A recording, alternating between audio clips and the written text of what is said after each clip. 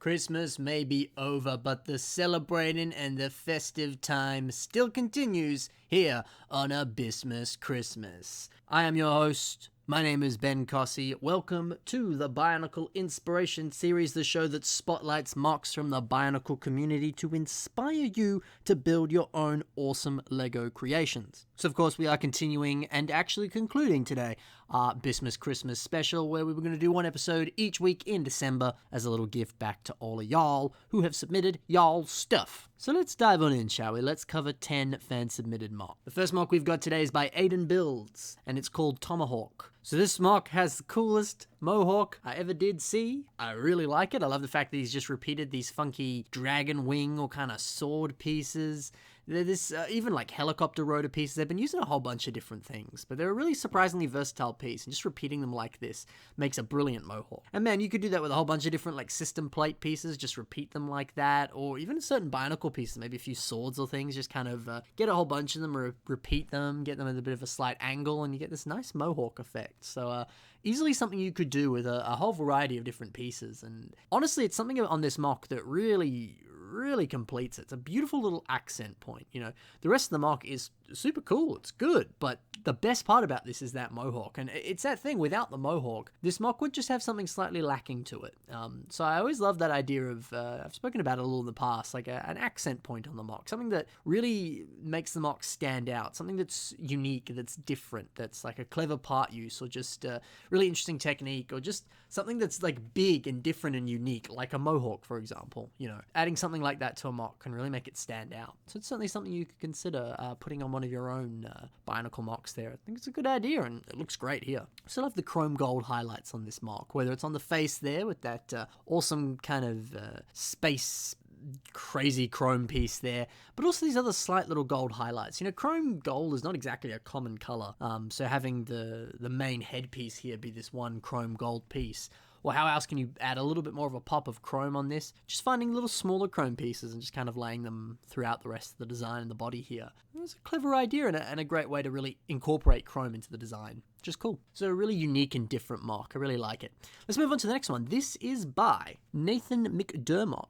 And the MOC didn't actually have a name in the email. The subject of the email was just, I'm a huge fan. So because of that, we're going to name this MOC H-F-A-N. There you go. So one thing I like about this MOC so much is that it just simply uses a blank Toa or Masters, whatever you want to refer to them as, a blank Bionicle G2 head. Now, in the past, you could have easily done that with any of the Bionicle head pieces. You know, there's a whole different bunch of them, whether it's like Mudder heads, Metru heads, or all the others, you know? And all of them are pretty cool, you know? It's nice that LEGO didn't just kind of go like, you don't need to see what's under the mask, just put nothing under it. It's nice that there is a distinct head under most of the Bionicle head pieces there, which is great. But, I don't know, there's always been something, it might just be a personal thing, you might disagree with me here, but even as a kid, I'd be like, oh, well, it's an actual head. Maybe I could build a MOC that doesn't have a mask, and that's just their head. Like, that's a cool idea, right? And to some degree it is, because it's clever, there's a head there, why not use it? But, I don't know, I've always felt it's slightly lacking. And that's because that's how it's designed, right? It's designed to put the mask over the top of it. So, I don't know, whenever you've used a blank head, I've always kind of just been like, it just doesn't work. And again, that could just be my opinion. You might disagree with me here. But what I love so much about this MOC is that he adds that brain attack visor over the top of the head. And it actually does a lot for it. You know, it looks like a dude with nothing on his head, and he's got some cool, like, goggles or some cool, like, glasses on or something. Or, not really glasses, like a visor of some kind, which, well, that is what this is, isn't it? So I like it. It adds enough to the head that makes it not look so naked, for lack of a better term, not look so like it's missing something, you know? It's just enough to do it, but to still honor what was there before, you know? And some other MOCs we've seen on BIS before, they use that head, but they add some funky hair design to it or something, which works well as well. But I just really like that. It makes that piece work a lot better than it normally does, at least in my opinion there. So there's a really cool design. Another cool design there is adding these like shoulder-mounted rockets, and those rockets are made by using one of the system kind of lever pieces and taking out the actual lever bit and just having the little base of that left over, and it does look a little bit like a bunch of missiles there, which is cool. Also a really awesome gun on this MOC. Gotta love some cool guns on some cool Bionicle MOCs here. But one little detail I like a lot, and I've seen it on a few other MOCs, but may as well touch up upon it anyway. I really like the handpiece there in the middle of the torso. It works well, just sort of integrating that into the rest of the torso here. It's a great way to effectively use that handpiece. And that's the funny thing, you know, the old hand connectors that didn't actually resemble a fist, you could use those in anything, man, because they were a pretty sort of just ordinary piece. But when they actually became those proper fists, which had little finger imprints in them and stuff, I don't know, at least, again, in my opinion, you might disagree with me, those pieces became a little bit more difficult to use in just your everyday building because it looks like a fist. If you were to integrate it into other stuff, it just is really obvious that it was meant to be a fist, you know, it just doesn't work as well. But here, kind of putting it in the torso, the lines of the fingers kind of just look a bit like, I don't know, armor lines or little like machine detailing or something like that. Like it still works, can be passed off as something else other than a fist or fingers, you know, which is awesome. It's really unique and really cool. So it's nice to see that piece being used in a way that works and in a way that's more effectively integrated into something, you know. And it kind of just calls for sort of basic principles that you could apply to any kind of piece, you know.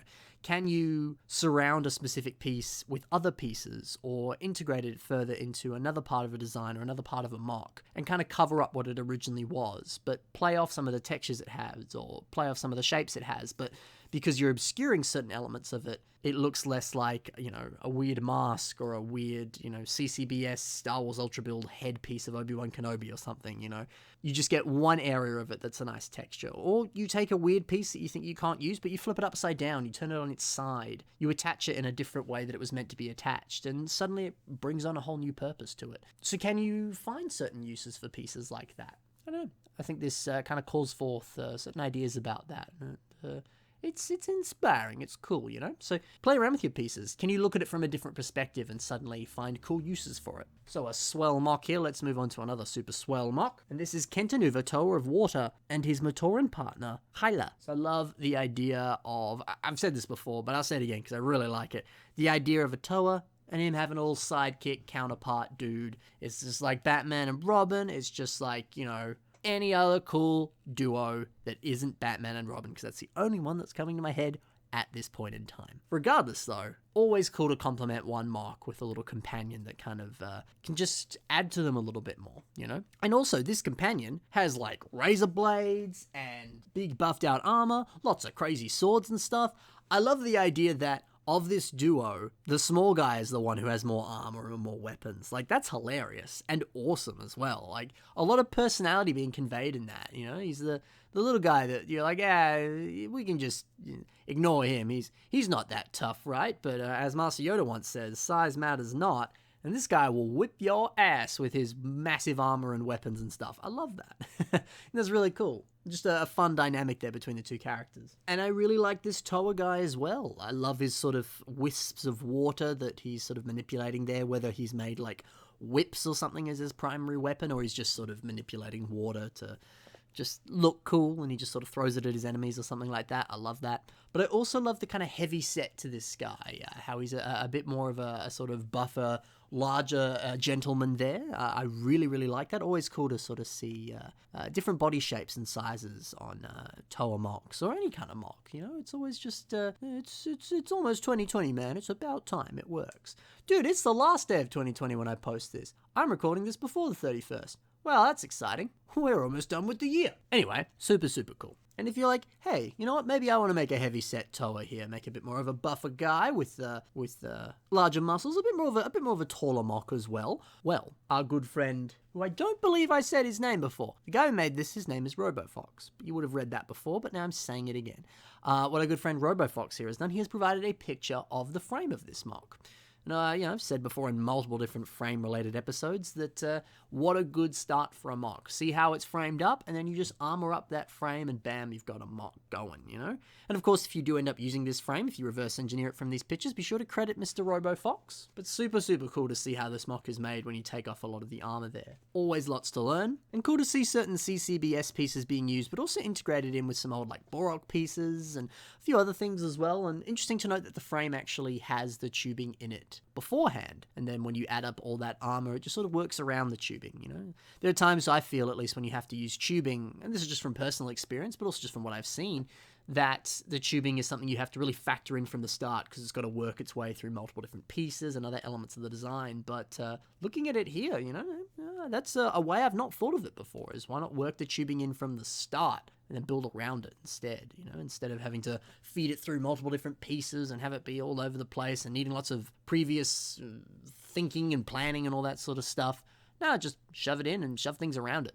Simple but effective, So some cool stuff that we've learnt from this one. This next MOC is called Sentry, which is ironic because it's the end of the century right now, and it's built by SIG. So this MOC has hair, which is great. Not nearly enough MOCs with hair out there. And we're actually going to see another MOC on this episode with hair, so maybe the times are a-changing, and we are getting more hair on our MOCs.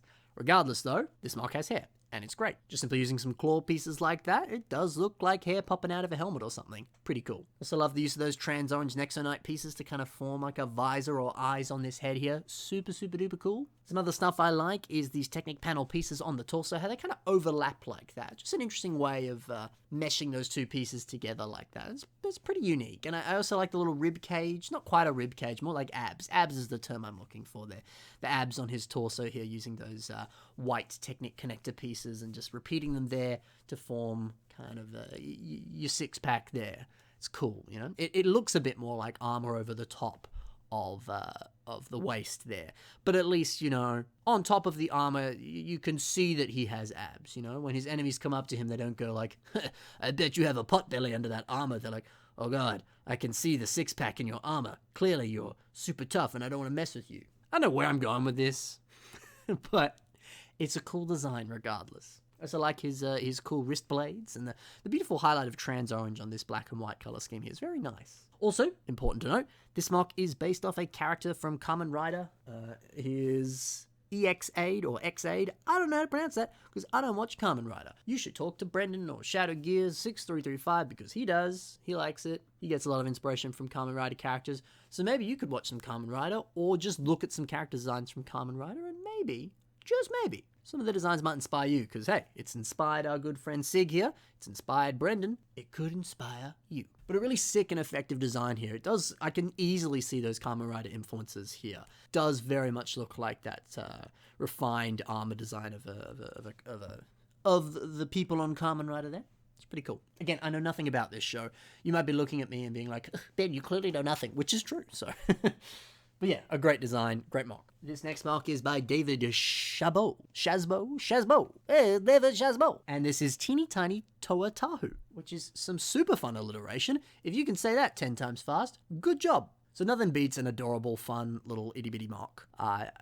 There's also something that I found before. Like, I remember right around the time I first made my self MOC, I also made like 4 Matoran, and I just started off being like, yeah, I'll just build one little Matoran. Guys had an idea and I made it. And then from there I was like, well, I could kind of do the same thing but in a different color and change it up a bit. And then suddenly I'd made like 4 Matoran dudes. And I've done it before with heaps of other MOCs as well. There's something almost hypnotic about the idea of building a small little MOC like a teeny Toa Tahu, and then going, well, I gotta build Liwa, well, Onawa was my favorite, I better build Onawa. Onawa was not my favorite, by the way. Onawa was great, I loved Onawa, but Liwa was my favorite, closely followed by Tahu. And then being like, well, if I've built the 3 of them, I better build the others as well. And then, look, I should probably build Takanuva as well, and then gotta build a little bitty Makuta as well. There's like almost the Pokemon aspect of gotta catch them all with it, So maybe that could be a fun little springboard for you. If you're kind of like, I want to build something. I just don't know what I want to build right now. I want to build little chibi versions or little cute little versions of any of the Toa or characters from the Bionicle story, or even some Pokemon. We were just talking about Pokemon before. Maybe you could be like, why not? I'm going to build Pichu or Salamence in Bionicle form, but as a little itty bitty mini one. Why not? Or even something closely inspired by Pokemon or something. It doesn't even have to be the direct thing if you don't want it. And then suddenly, it'll kind of just springboard a whole bunch of other MOCs, because there's that completionist aspect. You're like, oh man, I got to do the others now, And so that could be a fun thing, You maybe got a bit of time on your hands, It's kind of a holiday period right now, I don't know how American school works. The holidays in Australia for school were different from America, and they even still are when I'm in uni, so like, it's weird.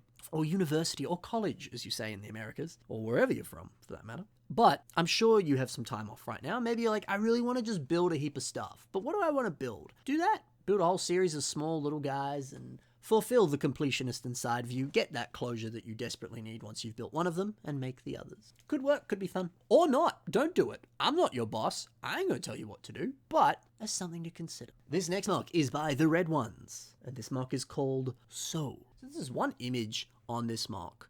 And there's a computer-generated, brick-built, online, digital mock. Always cool. I had someone the other day, they're like, can I submit digital stuff? I'm like, of course you can, girl. Do what you want.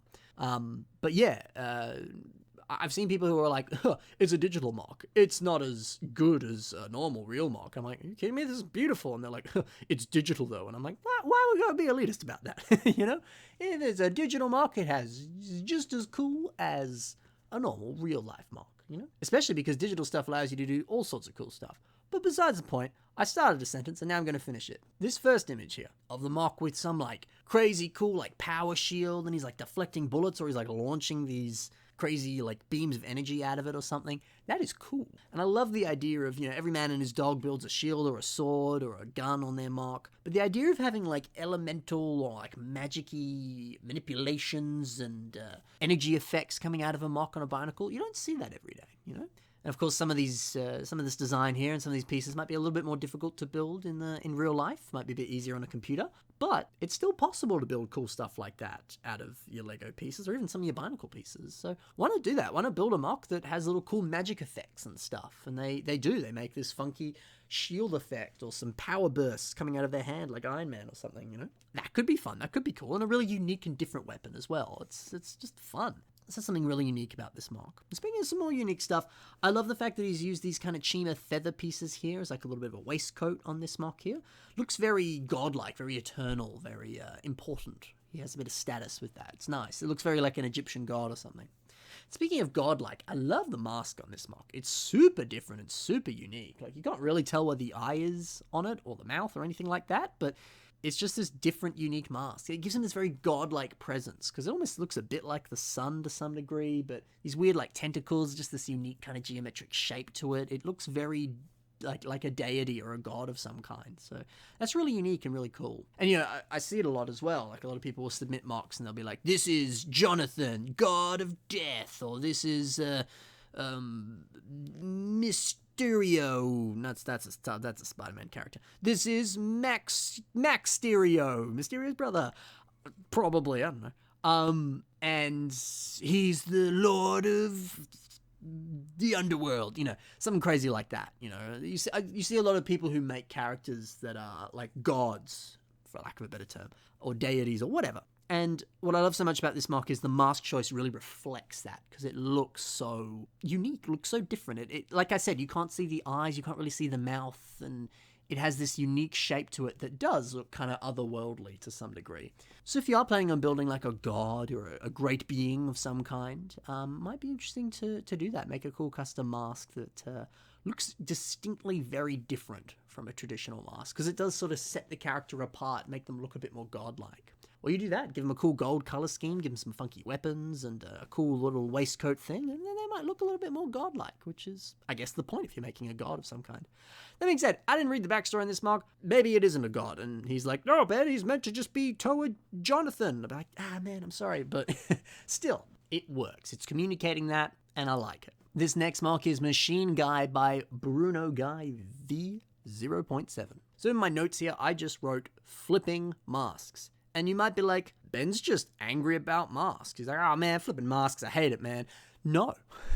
What I like about this mock is that he's taken that Witch Doctor helmet there and flipped it upside down. Some of the textures on there almost kind of look a bit like eyes. You kind of get these four kind of like lines that almost could be eyes of some kind. Or you could maybe look at the kind of circle in the middle there. You could maybe see that as an eye or a mouth or something like that. So it's always interesting when you flip a mask upside down and you just look at the design or the way that certain markings on it appear.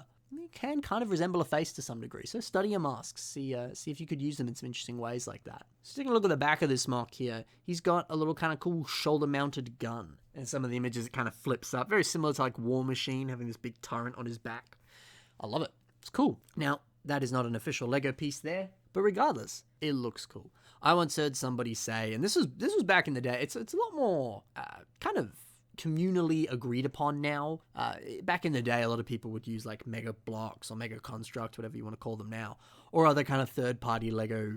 Oh, sorry, not third-party Lego. Other clone brand company pieces in their mocks, and people would just get furious. They'd be like, "No, it's Lego or nothing." But I don't know. Nowadays, people are a little bit more flexible about using that sort of stuff. But I remember reading a post that somebody said once, and they were using a Mega Construct Halo gun in a mock. And people were getting upset, but he was like, hey, let's be honest here. If Lego made this exact piece that Mega Construct used, or a third-party company like Brick Arms made this piece, people would be buying it so quickly and they'd be flipping out because it's awesome. But hey, Mega Construct did it, and I'm gonna be honest, it's not that bad. So I'm gonna use it in my stuff, you know? And I was like, that's a really good argument, you know? Because you can get all up in arms and you go like, hey, Lego is quality. You're paying for quality, you know? Only the best is good enough is Lego's policy. That's their motto, you know? And that's why I primarily prefer to buy Lego, is because you're paying for the quality. And I just like supporting the company because they're a good company for the most part, you know? For the most part. I don't really do anything that bad. Still, it's good to support Lego. And I don't really like Mega Bloks that much because they kind of rip off of Lego a lot and their quality is always very questionable, at least in my opinion.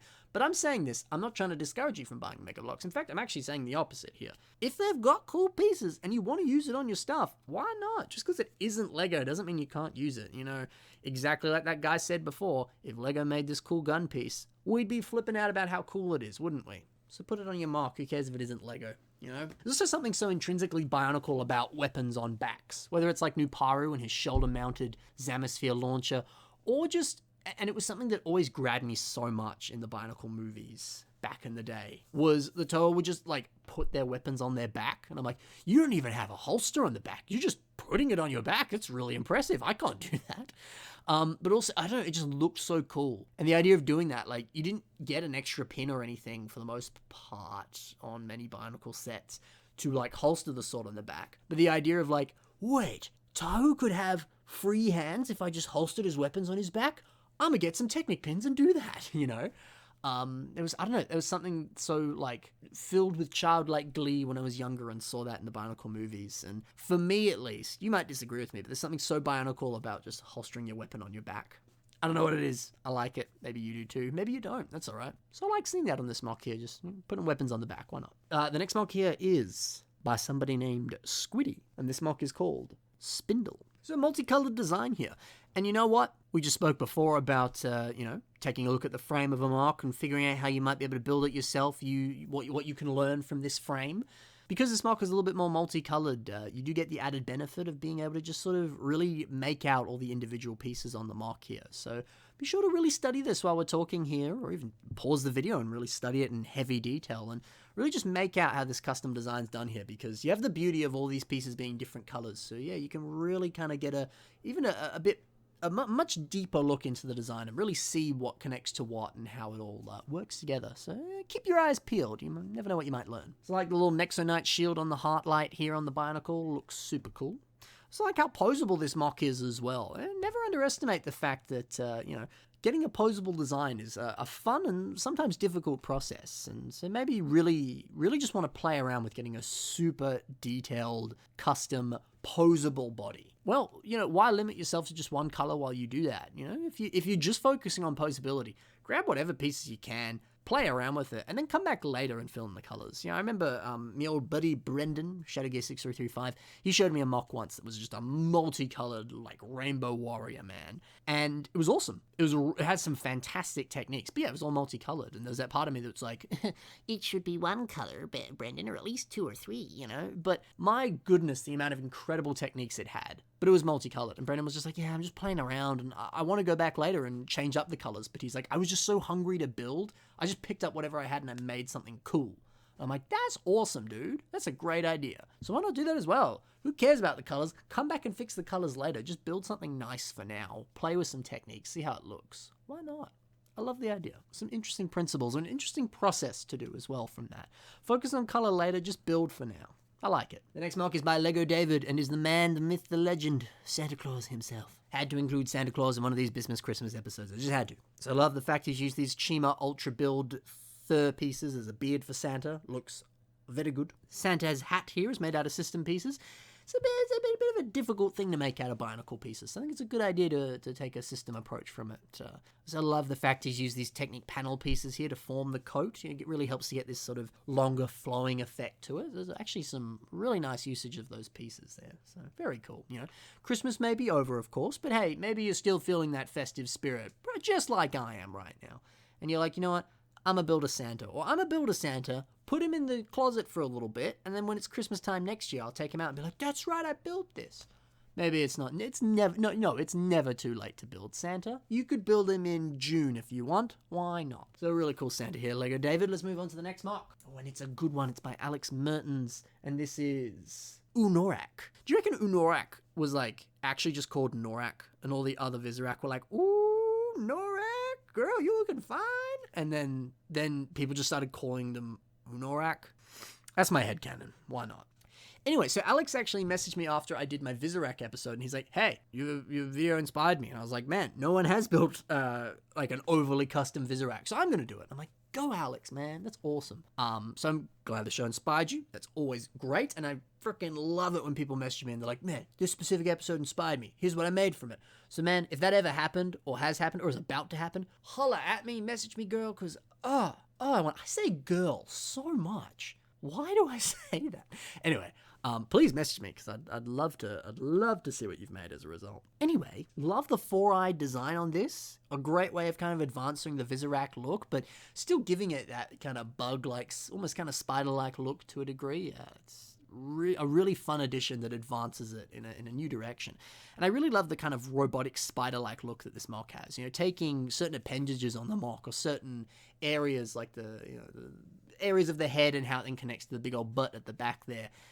Instead of just having it be a smooth transition from one to the other, giving it this kind of piston look. So having these kind of longer beams that connect the two of them, and it really helps to give it this stronger robotic look. And it's a beautiful mix of the bio and the mechanical, biological, the mechanical there, Bionicle of course, which is great. Beautiful color scheme too. Sand red looks really nice up against the black and the yellow there. That's a lovely combination you got going on. So honestly, a lot to love about this Visorak mock, and man, hopefully other people make some cool custom Visorak, because I would love to do a second Visorak episode. But that is it for today's episode. If you liked the mocks that you saw in today's episode, be sure to check the links in the description below, because that is where you will find the links to everyone you saw in today's episode. Head on over to their social media, leave some love on their content, because man, they're talented builders and they deserve a little bit more love. While you're in the description, you can also see the submission email. So if you want one of your own mocks to appear in the show, just submit that to the following email address that you are currently seeing on your screen.